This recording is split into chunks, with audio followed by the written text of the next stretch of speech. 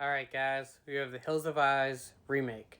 Came out in 2006, rated R. It's an hour and 47 minutes.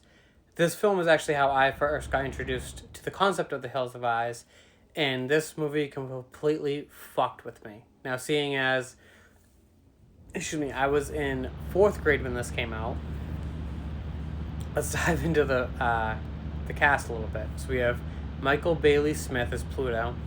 We have Ted Levine as Big Bob.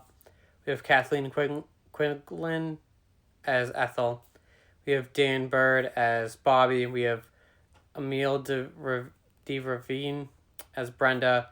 We have Aaron Stanford as Doug. We have Vanessa Shaw as Lynn. We have Robert Joy as Lizard.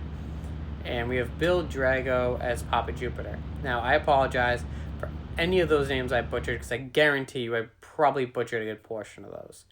But sadly, this film is exactly cut and dry of the original to a little degree.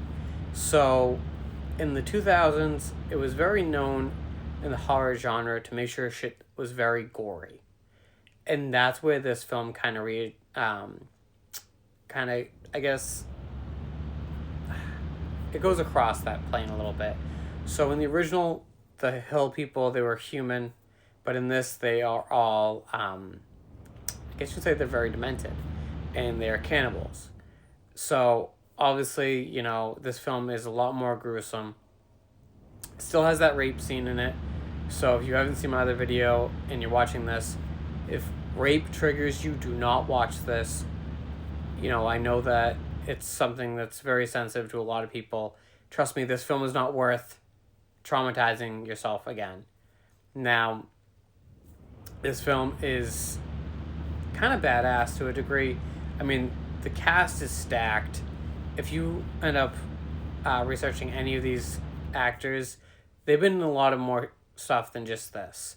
And that's kind of interesting when it comes down to horror movies, because usually horror movies is the start of their career.